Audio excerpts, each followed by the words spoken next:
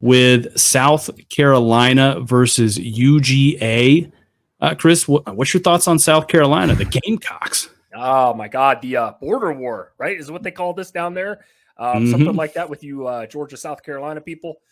SC, 1-1. You know, the big loss week one, I think it was, 31-17, Christian, at North Carolina.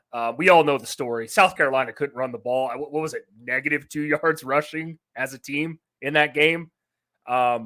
Unbelievably, historically bad for a school that is in the SEC, a team that obviously has got a good quarterback in Spencer Rattler. We know what he can do. And surprisingly, Christian, he's played really well this year. He hasn't turned the ball over. He's been fairly consistent without a running game. So, I mean, hats off to Spencer Rattler. But they are missing some pieces. They had some people transfer out. Jaheim Bell, one of them that went to Florida State. That's, I think, kind of hurting South Carolina a little bit this year. He's a really good tight end. But my thing is, too, is SC's defense. I mean, Shane Beamer, what are you doing, bro? They're giving up over 400 yards a game, Christian. You know, they beat Furman, I think, last week, 47-21. But what are you doing giving up 21 points against a Furman team, man? Let's go here. It makes a guy, kind of look at that a little cross-eyed, like, what the hell? But I will say this, though. Rattler, again, he's going to have to play elite in this game. He is completing 83% of his passes, which I think is awesome for Spencer Rattler. Yeah. He's got over 700 yards, 3 touchdowns, you name it. But Christian, they're 5th worst in the country rushing the ball right now. That's unbelievable to me, man. There's 133 teams out there in D1. I just don't know, Christian, how SC is going to keep up in this game. But you're going to let me know, as the true Georgia fan that you are, in a game, by the way, I believe the spread is 27.5 points. It's almost 4 touchdowns in favor of the Dogs. Let me have it. Yeah, when you texted me that, I immediately had to take South Carolina in that just to cover the spread, man. I mean, you got to. It's too appealing not to, man. I mean, God. Look, Chris, here's the thing. UGA, they've come out flat 2 games in a row against UT Martin and Ball State. Now, they finished very strong, but again, coming out flat against those teams, make what you will of it, right? I mean, I think part of that problem has been the running back room has been super banged up. I mean, the Dogs, they've had to lean more on Carson Beck, first-time starter there, and that passing game to really get, something established.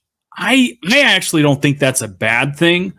It's good because you get a chance to make all the mistakes early, and you get a chance to get in a rhythm very early in the season, right? Against Cupcakes, where you can afford to make some mistakes probably and still win the game, 40-something to nothing.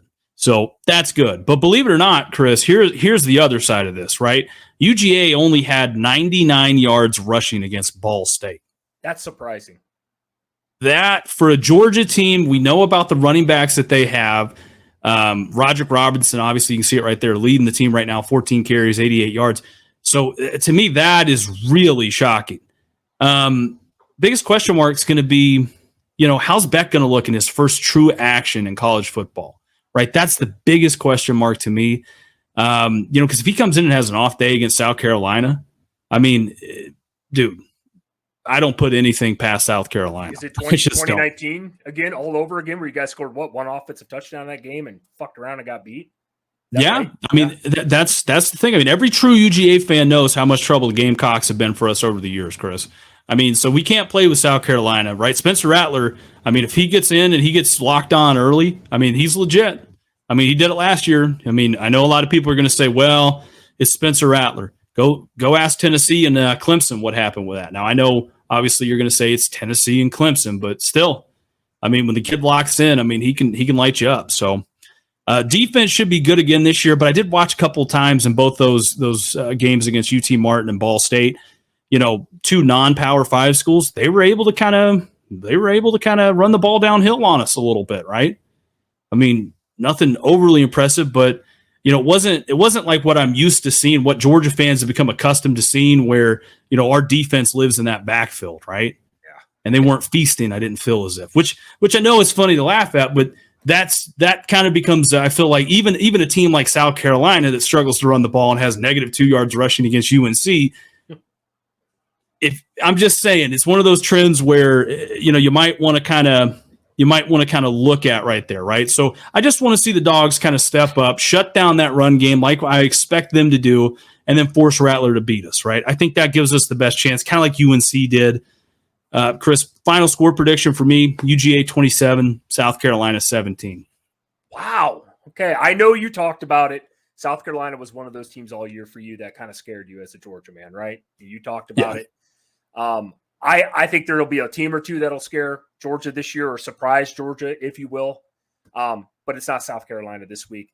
Give me Georgia 42, South Carolina 14.